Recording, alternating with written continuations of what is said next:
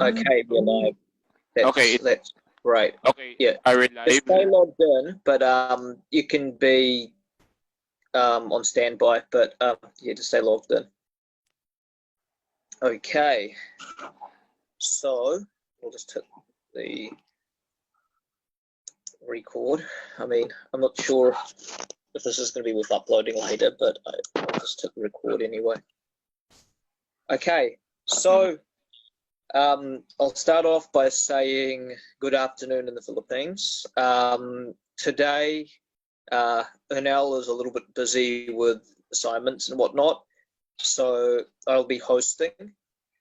Today is a Q&A session, as we do not have a guest, unfortunately, for today. Yeah, like as a lot of athletes are kind of busy with the military commitments and that sort of thing in line with the COVID issues. So I'll begin off with weekly roundup. Of course, I'll be taking questions on Facebook from our live viewers. I'll start off with some updates. So in regards to the 7 NSA's requests for the IATF to allow national athletes to resume training, there has been no updates. GCQ has been extended in Manila by President to the 30th of June, looking at the COVID figures with cases skyrocketing. It's likely that the GCQ will probably be extended past the 30th of June. However, that's still like speculation at this stage. Okay.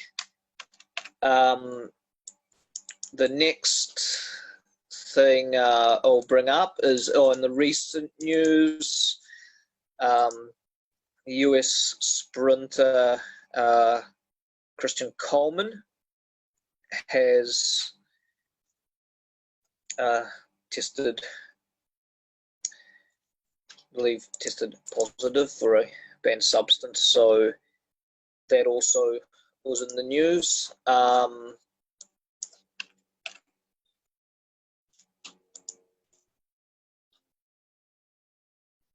Yeah, so I'll quickly have a look at what's ongoing.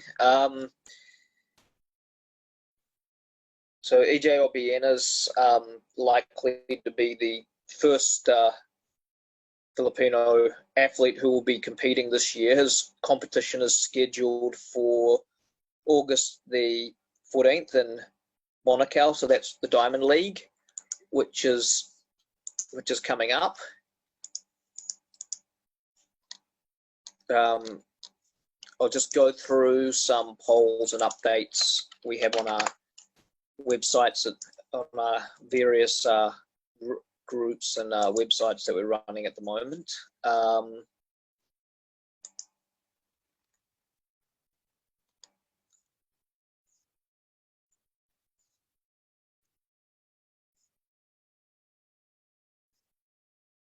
Okay, so groups nearing 10,000 members.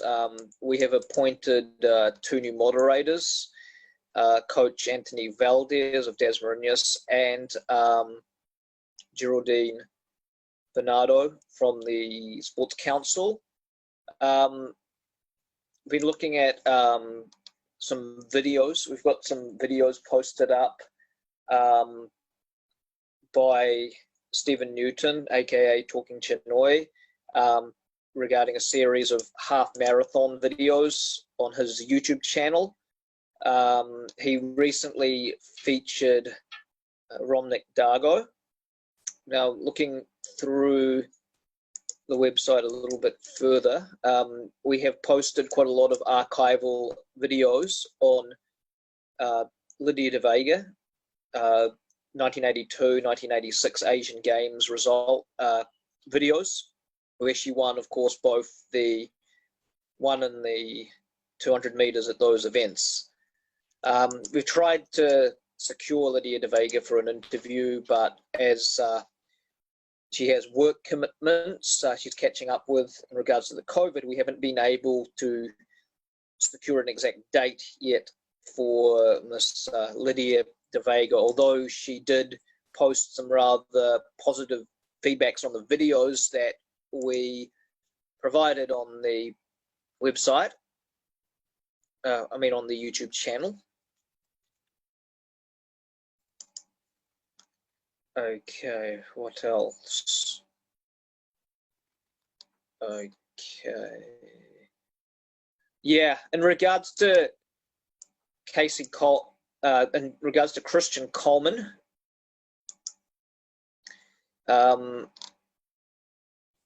is reportedly suspended at this point. Yep. So he was suspended for failing to show to a drug test. So hasn't actually tested positive, but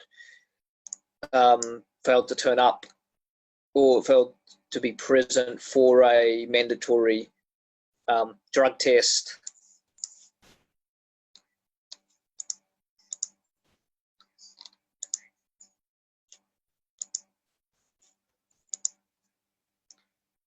Okay.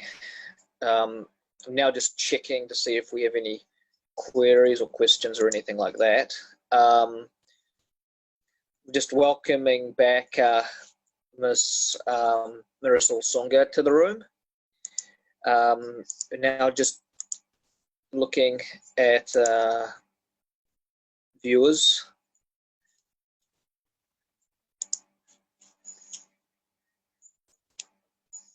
Okay, so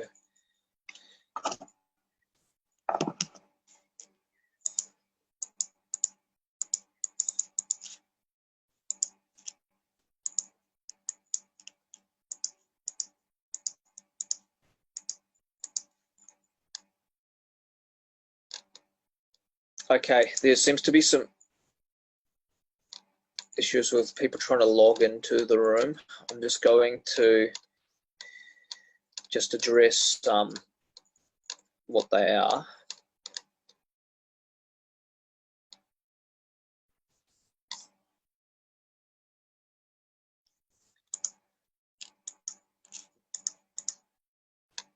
Okay.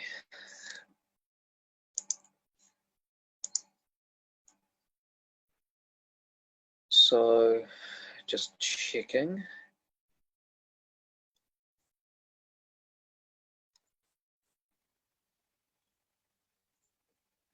Yeah, so I've got a comment here from Coach Russell from Australia, who's currently coaching there in Indonesia, working with the athletes on rehab. He said that accordingly, like Christian Coleman failed to turn up to 1 or 3 tests. Usually it's 3 before a suspension. So not banned at this point, but has the opportunity to appear at a drug test. Okay, so yeah, just reiterating some of the things that we have been discussing. So like, yeah, the IATF proposed the 7 NSAs, like including athletics and gymnastics, made a request to try to get permission for national athletes to be able to train again under certain conditions, controlled conditions. However, like the GCQ of Manila has been extended to the 30th of June, and after that, due to the COVID cases, it could be extended even further. In the meantime, yeah, Vietnam and Thailand are already back in the full swing of training. Vietnam just had their competition, their first competition of the year a few weeks ago, the Speedy Cup in Ho Chi Minh City. and the Vietnamese already had a press conference because they're going to hold their national marathon championships in a couple of weeks. In August, the Vietnamese will have their national and national youth championships.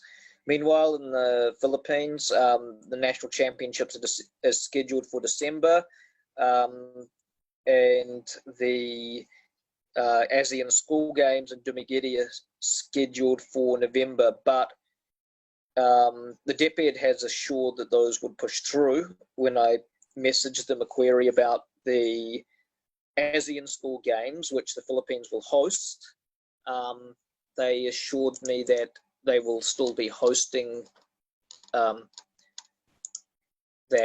event.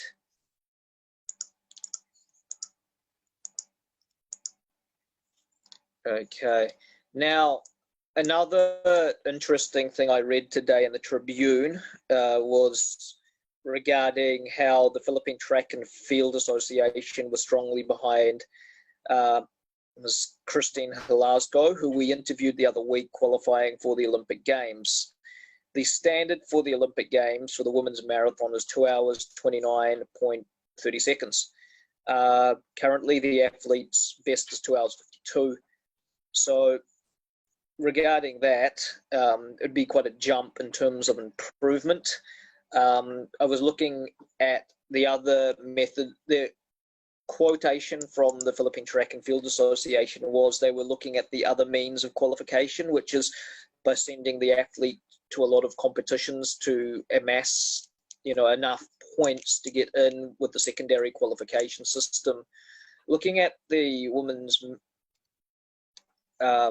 marathon, the standards have increased significantly, because back in 2016, when Mary Joy Tabal qualified for the Rio Olympics, the standard was 2:42, but it was softened to 2:45. So she was able to run 2:43 and qualify for those Olympic Games outright, along with two other athletes, Eric Cray, who qualified for the 400 hurdles with 48.98. I believe the qualifier was 49.40, so Eric did run under that standard about 6 times. And also Maristela Torres in the long jump, who jumped, I believe it was, correct me if I'm wrong here, it was around 669 or 670, 671, I think it was, and the standard was 670, so she was 1 centimeter over the qualification for the women's long jump. So for the last Olympic Games, the Philippines had 3 qualifiers who qualified outright: Eric Cray in the 400 hurdles, Maristela Torres in the long jump, and Mary Joy Tabal in the marathon. As of now, there is only 1 qualifier outright for the Olympic Games, and that's Ernest Obiena in the men's pole vault. The standard was 580 for the men's pole vault, and he cleared 581. So with the women's marathon, the standard for the Olympics has gone from 2 hours 45 at the 2019 World Championships, which has similar standards to the Olympic Games. By 2019, last year, the qualifier was 2 hours 37. It's gone from 2019 to 2020 in a year, from 2 hours 37 to 2 hours 29.30. The 2 hours 29.30 is quicker than the 3 top men in the Philippines, who've all ran 2 hours 31 this year. So the standards for the Olympic Games have become significantly tougher since the last Games, by quite a long margin. We'll just now check to see if we have any more queries.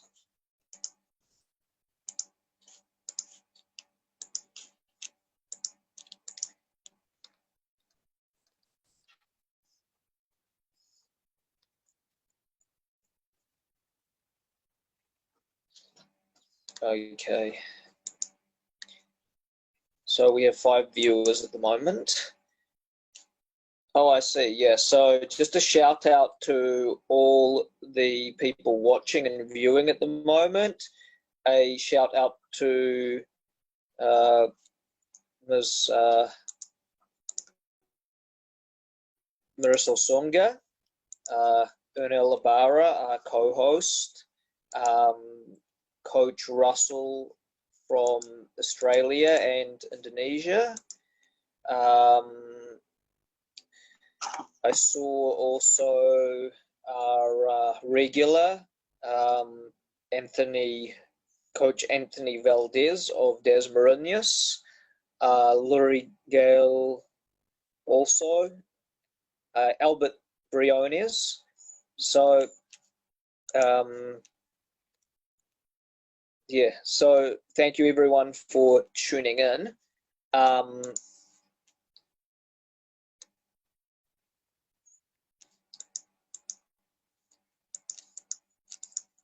Okay. Yeah, so thanks everyone for tuning in. We'll be open to questions later on.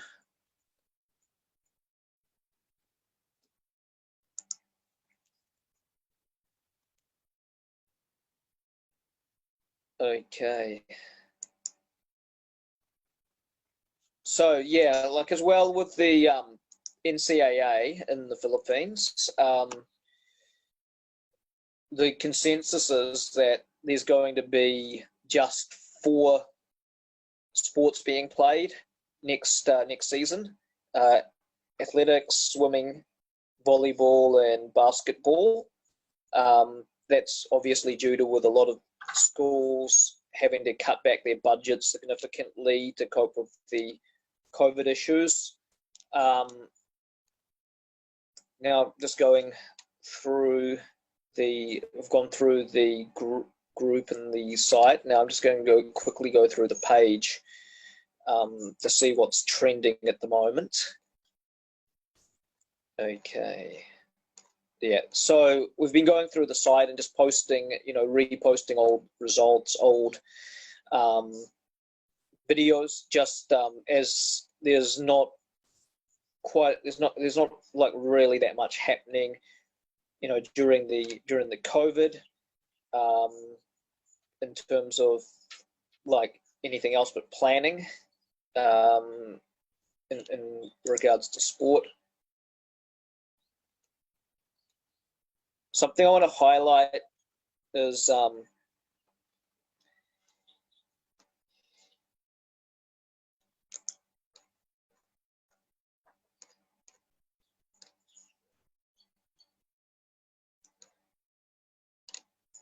nope, that's all good. I'm just checking.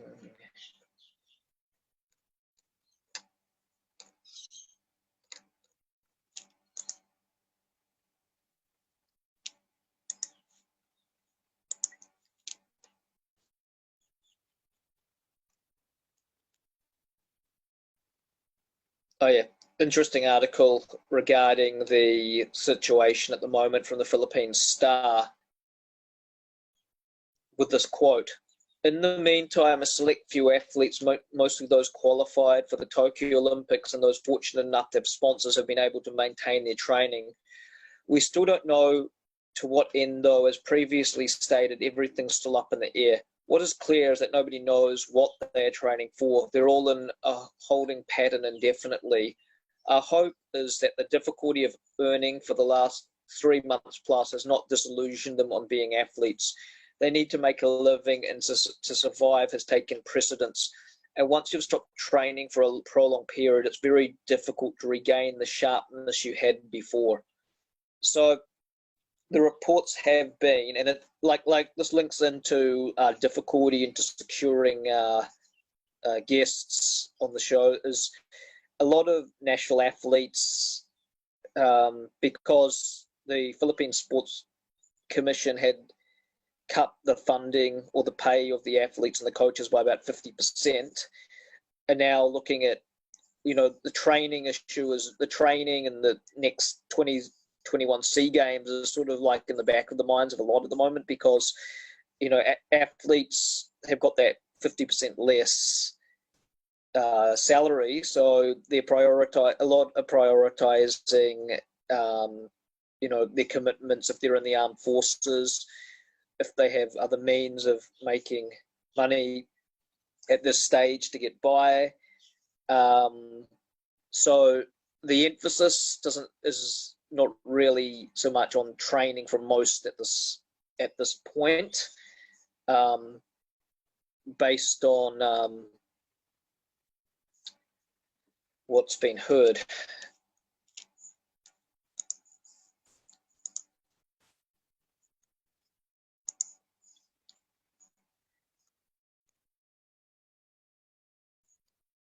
We do, however, have some guests coming up, but we're yet to confirm. As you know, a lot are quite kind of busy right now with other work commitments and that sort of thing. Yeah, okay, Coach Russ brought up a very good Coach Russell from Australia. He's working currently with Indonesia with the rehab of their athletes. He brought up a very good point, and this is about Christine Halasco, who we interviewed the other week. So I'll just give you the brief statistics on Christine Halasco. The qualification for the Olympic Games is 2 hours 29.30. So I'm just doing the math here to make this accurate in regards to Coach Russell's statement. So I'm just quickly just whipping out the calculator here. The Olympic standard is 2 hours 29.30, and Christine Halasco's PB in the marathon is 2 hours 52. So that means to say that she has to get 22.7 up 22 and a half minutes faster in the marathon in order to qualify, like with the main standard for the Olympic Games. Now, I'll just quickly run that math, like with in regards to Coach Russell's statement. So 22 and a half minutes. So how do we do the math here? So it's over 40. A marathon is 42.195k, I think, and divide that by 22 and a half.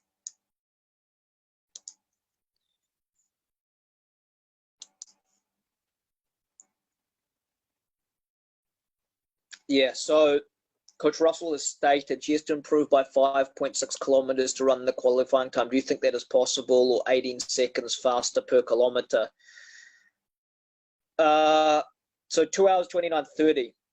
So based on the conversations I had with another Australian coach who's a distance coach, world-class distance coach, based on her speed, because he showed me this chart, which was really interesting. It basically, the logic here is this for marathon runners: the slower you are, the slower your 400-meter time is, the more mileage you have to do to compensate for it. So say, for example, that's why the other week we were actually asking Christine Halasco what is her best 400-meter times, just as a gauge, because we know that Mary Joy Tabal runs 59 seconds to a minute. Even, like Paula Radcliffe apparently only ran 1 minute flat. So we're trying to get a gauge of what Christine Halasco can run for the 400, and we came up, it was about 102 to 104 or something like that.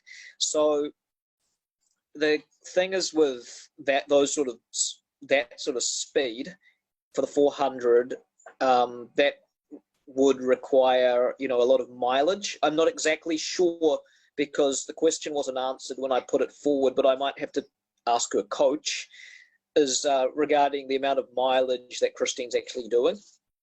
I mean, she's a slower 400-meter runner than Tabal, but she was able to win over Tabel at the Southeast Asian Games and at the Milo Marathon.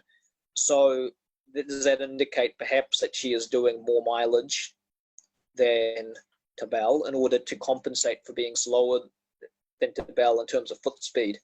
Because when we see these Milo Marathon, in this SEA Game race, when I was actually there during the 2019 SEA Games, once we saw the Milo Marathon, once I saw the SEA Games, Tabel led for most of that race. She was in front for the first 30 or so kilometers. It was just at the end where Christine sort of wore her down and took the lead. That to me indicates perhaps that maybe Christine is doing more mileage to compensate for that lack of 400 speed, and that's probably why I think Tabel is taking the lead at the start.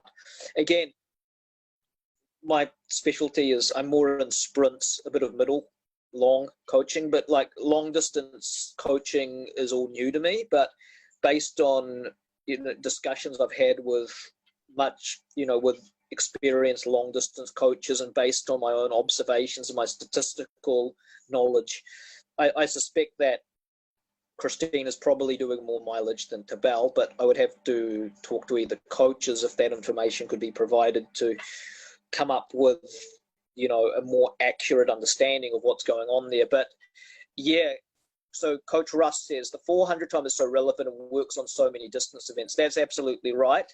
There is a table which was provided to me basically saying, for 10 kilometers, I believe Coach Tony gave it to me, for 10 kilometers, for 400 meters, you needed to run a certain time. And if you were slower in the 400 meters, you needed to run even more time.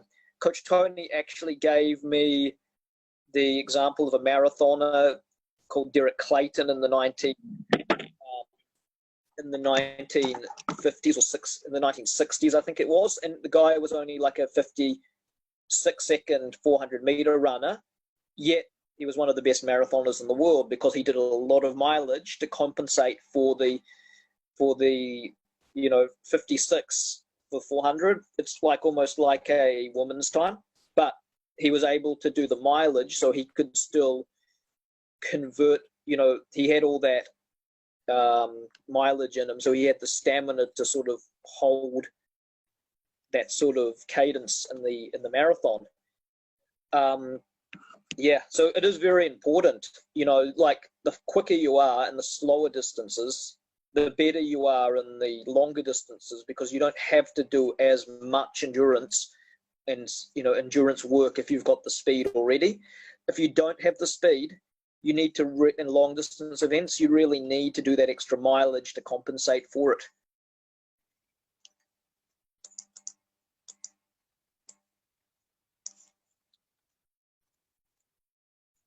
Yeah, so speed is pretty much important in almost every event, and it's also important in other sports as well. It's like basically the bread and butter of pretty much almost every sport. Just like speed development, speed technique, speed drills, just speed efficiency. It's just like for any event, an athlete really is limited to some point. Like say for example, in the SEA Games. Take, for example, the women's 400 hurdles in the SEA Games. Let's say in the 400 hurdles in the SEA Games, the top women are running like the two Vietnamese who are leading that event. They run like 55, 56 for the 400 hurdles, but they're like 52-second 400-meter runners or 53 on a bad day, right? So the bronze medalist, who's a Filipino athlete who's lives in the US, she got bronze and she runs like 58 mid to 59. She runs 55 for the 400 hurdles.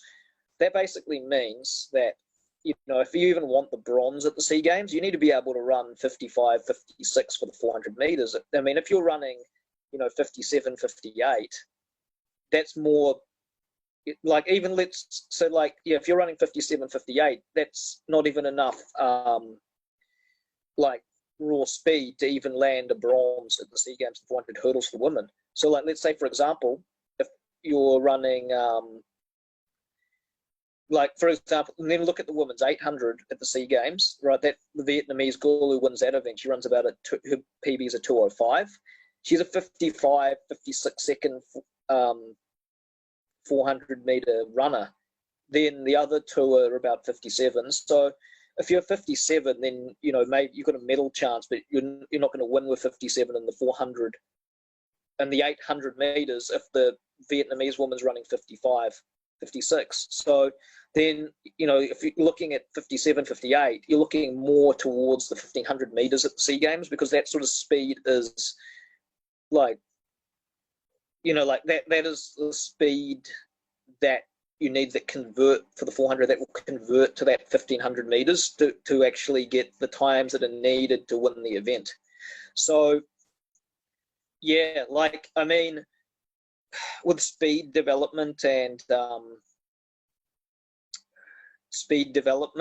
having talked to several coaches regarding the events, then, like, basically, once you get to a point in an event where, you know, you're doing the event, and eventually if you stop improving, and if you want to get to the higher level, your only option really is to move up event. Of course, you know, like, it's all very well saying that, you know, the athlete, like, it's all very well that, you know, coaches who really know their stuff are saying the athlete needs to move up event, but the question is, does the athlete want to move up event? Are they comfortable moving up event? Is it something that they want? Is it something they want to do? Is it something they need to do? Or is it something, you know, like, because I mean, you know, like, look at it on the world class scale of events. I mean, you know, even Mo Farah, who runs the 10K, even he is probably a 47 or 48 second 400 meter guy, but his event is not 400 meters. In the Philippines, if you ran 47, 48, you'd be good for probably, you know, for the SEA Games, or you'd be good for the 4x4 at the SEA Games or something like that. But on the global scale, if you ran 47, 48, you have to basically move right up to 10K to have a chance of winning, you know, that particular event. Because, like, Farah runs 47, 48, and, you know, I'm pretty sure a lot of the top 10K runners are below 50 seconds, or like at least 50 or 49. You know, like a lot of the Kenyans, for example, you know, who are running 48s, 47s, they're running like steeplechase, 5K, 10K. They're not running 400 meters with those times. That's basically, you know, those are the sort of times that it takes to be world class, even at the longer events. Like, those 400 meter times are what it takes to be world class at longer events. We even need to look at the Southeast Asian level as well regarding event suitability. Do the athletes have enough speed for those particular events? I mean, of course, you need to maximize, when you're developing an athlete, you need to maximize their potential of speed in the event by, you know, putting as much care and as much, you know, research and as much, you know, analysis, video analysis, you know, developing movements, biomechanics, all that sort of thing, diet. You need to develop as much as you can, the athlete, their speed as much as you can, but it gets to a point where, like, that basically, you know, it gets to a point where they may just stop improving in that particular event, in which case, again, it's best to move up if the athlete wants to increase their chances at a higher level. Okay, so I'll take comments on that. You know, we have quite a few people watching the channel now. I'll just quickly take a look at, you know, who we have in the chat. Yeah, so this is my question. My question is going to be to the group regarding what just came off the top of my head just then. How do we know, as coaches, with an athlete, how do we know the athletes got to the point in their event where they've already maximized their speed for that event, and the only option left is to suggest they move up, and if they want to move to the higher level, the only option is to move up an event. How do we know as coaches that it's basically the only real option the athlete has if they want to get to the higher level is to move up an event? Otherwise, they just remain stagnant in that particular event.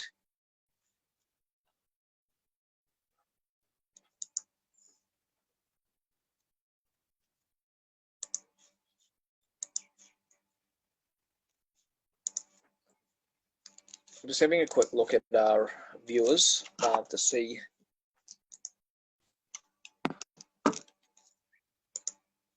Okay, we have 5 participants there. Okay.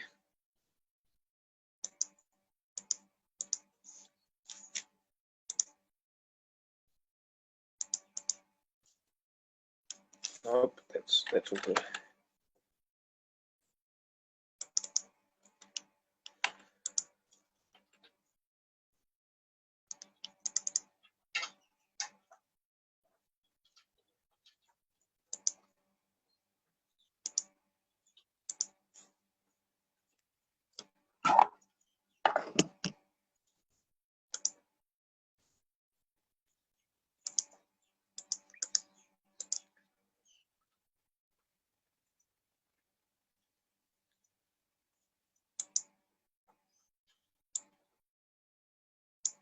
Okay, I have a message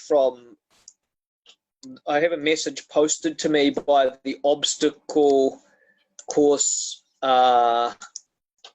group of the Philippines that I was mentioned in one of their stories. Not exactly sure which one it is. I'm just browsing through their website. So yeah, there was an athlete before. The connection with obstacle courses, there was an athlete before who was running for the Philippines in the 8 and 1.5. Friend of mine, Marvin Gawati.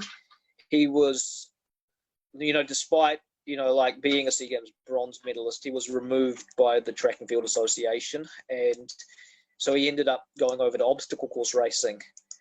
He went to the obstacle. He'd always be, he had already amassed about, I think it was 5 silver medals or maybe 7 at the Southeast Asian Games in the middle distance events. He moved over to obstacle course running, and he beat the Asian champion from Malaysia in obstacle course running, and he was able to get the gold medal at the Southeast Asian Games. So, after collecting the silverware for the last, I think it was the last 8 years, the last 4 SEA Games, he was just collecting the silverware. So he had about 7 silvers in the middle distance events. He finally won that elusive gold in the Southeast Asian Games in the obstacle course race, and actually won over the reigning Asian champion in that event. So his speed and middle, and that really helped him on the 2K portion of that, of the running element of that obstacle course racing. He still has the Philippine junior record of 3:47 in the 1500 meters. It's both the senior and junior records still. No one's been able to break that 3:47 that Mervyn set back in 2011 when he won his first silver medal at, I think he was 18 or 19 at the time, and he only lost out on the gold by 0.02 seconds between him, and there was 3:40. 3:47.63 and 3:47.65. So he was that far away from the gold. And then, he had other similar races where he was just fractions away from getting the gold in the 8 and the 1.5. But he's now moved over to obstacle course racing, which he's doing extremely well in, and he was able to win that SEA Games gold. We'll take any questions now. I'll just wrap this up in about 15 minutes. Yeah, so back to what Coach Russell said, yeah. So, yeah, that 400 time is really relevant for events higher up. And as said by Coach Tony from Australia, with long distance training, the slower your 400 time is, effectively, the more mileage you have to do to compensate for it. Here we go. So Coach Russell's given us a response. My question was, with athletes, and this is back to what athletes want to do and what they need to do, because, look, theoretically, athletes get to a stage, if they can't improve, where the only real option, if they want to get better at, do better on, at a higher level, is to move up event. But, of course, you can't force an athlete to move up an event if they don't want to do it. So at the end of the day, the athlete has to want to really move up the event if it's going to happen. If they don't want to do it, it's, they're just going to stick with their event, and, so be it. But, so my question was, as a coach, when would a coach know that it's time that if the athlete wants to do better in the event, better in the sport, they have to basically move up an event in order to have more success at a higher level? So Coach Russell from Australia provided this answer. If you have been in the top 10 in your country for an event for more than 3 years and not got within to 5% of the Olympic qualified time, maybe it's time to look at moving out a distance. So, yeah. So with that, I've given you some examples as well. So I'll give you another example in a minute. But my first example here is, if you, with Coach Russell, he's saying that, I'll just read it out again. If you have been in the top 10 in your country for an event for more than 3 years and not got within 5% of the Olympic qualifier time, maybe it's time to look at moving out a distance. So theoretically, there are options. You can move up a distance. You can possibly change to another event in track and field, like, for example, sprints to jumps, or sprints to hurdles or whatnot. Or, like in the case of Marvin Gawati, he enjoyed more success with the speed and the endurance he had gained from track and field in another event, which was obstacle course racing, which he was able to get a gold at in the SEA Games instead of, a silver or a bronze.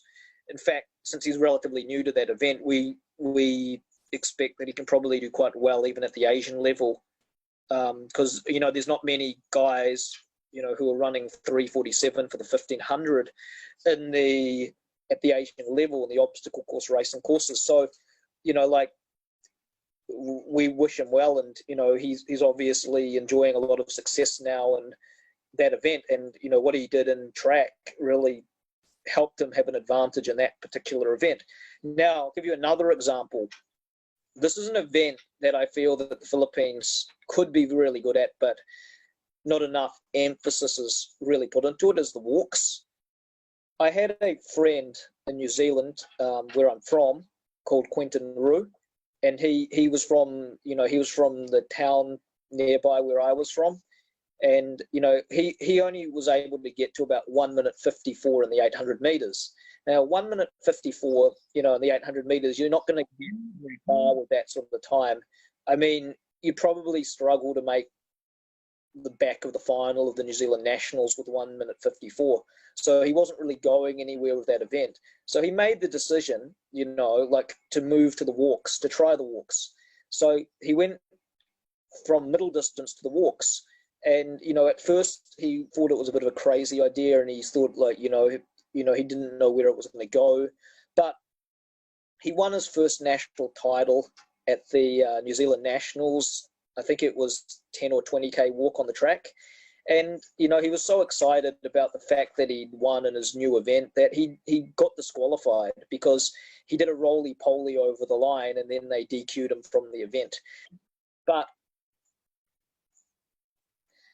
But yeah, so Quentin, you know, like he ended up going to he ended up going to a few Olympic Games for New Zealand. He's still you know, he's in his 30s now. He's around my age. He's about 35, 36.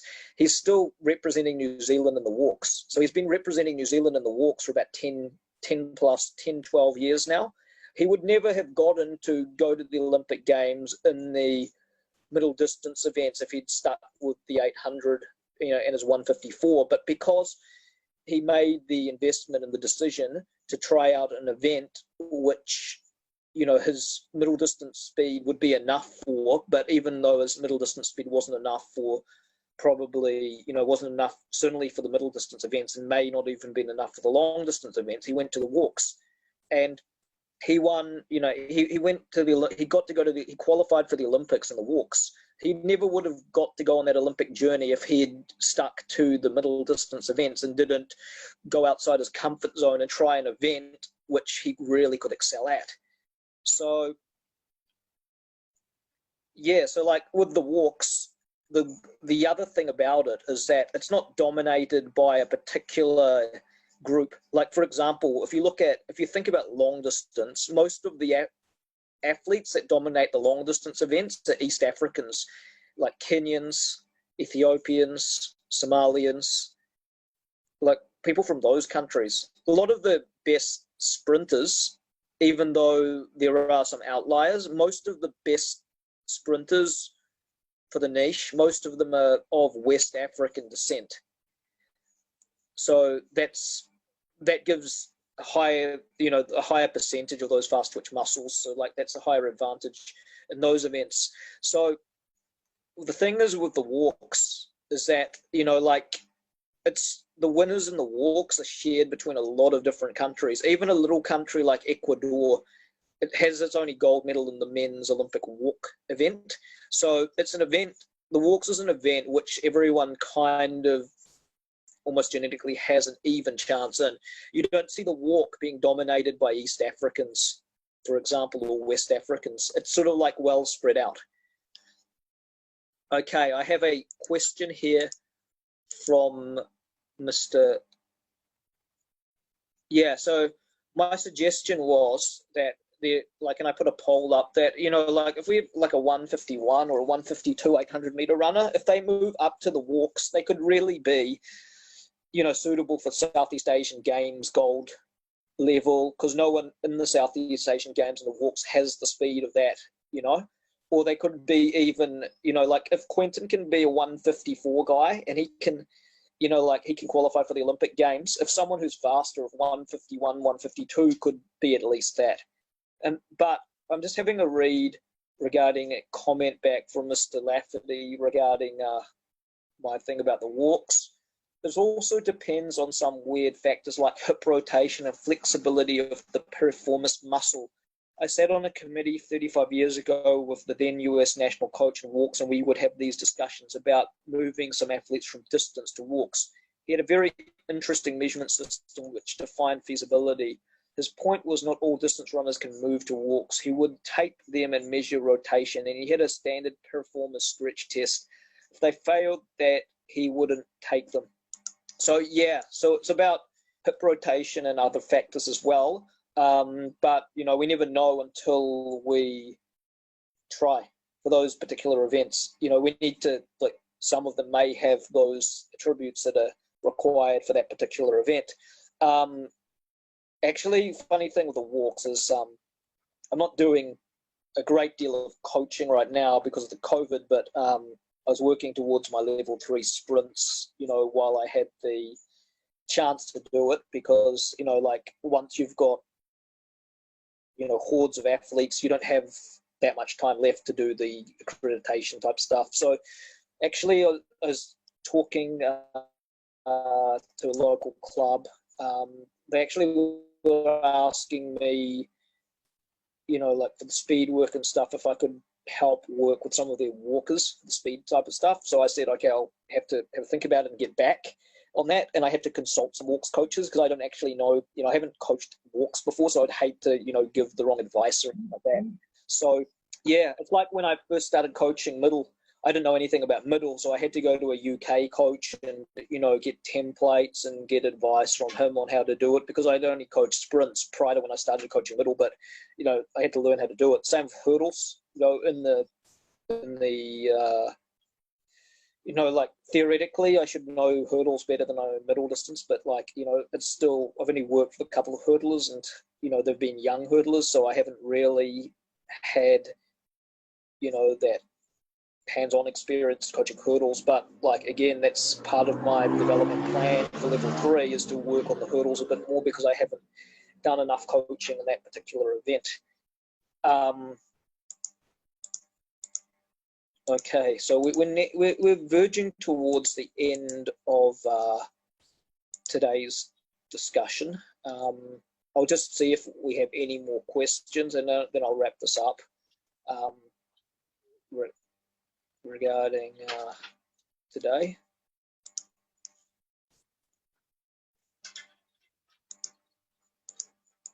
Okay.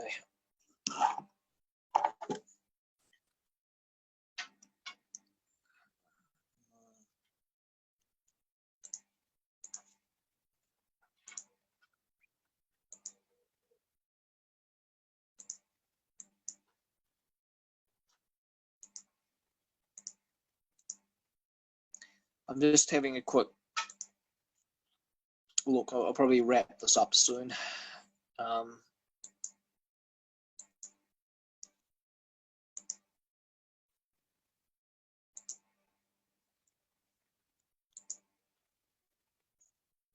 Okay, so we've got another 4 minutes. So if, you know, there's any more questions or, you know, contributions to the group, we'd like to hear from you. Yeah, so as recapped, Ernal's been really busy with his studies, so this has really been more of an impromptu type of discussion today.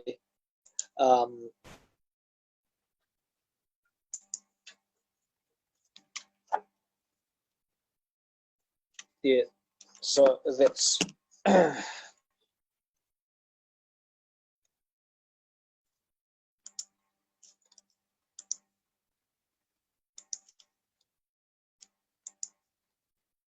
okay, 22. Okay, I'm having a quick look at the site. There may be some questions I forgot to answer here.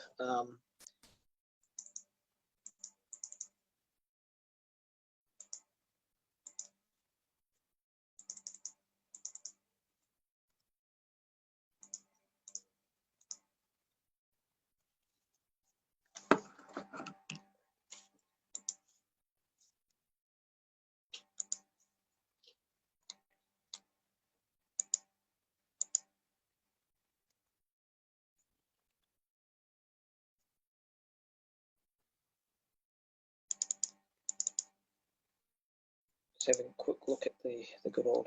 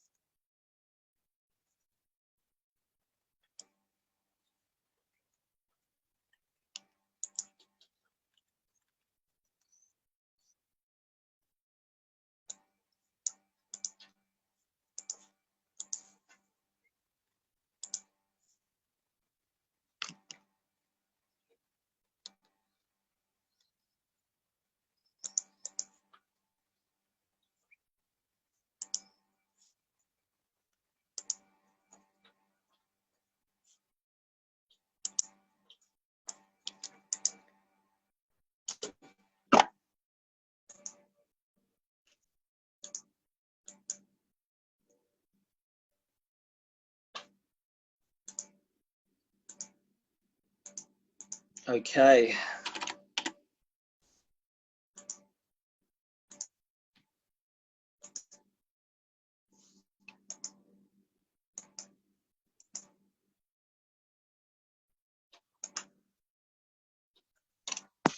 All right. So I guess that wraps it up for today. We'll be back for track talk on Thursday. So just a special shout out to all the people who attended today, to Albert Briones, Marisol Songa, Unal Labara, Russ from Australia, and others. So we'll just wrap that up today. So it's 5 o'clock. We've reached the hour mark. Take care, everybody, and we'll see you next time.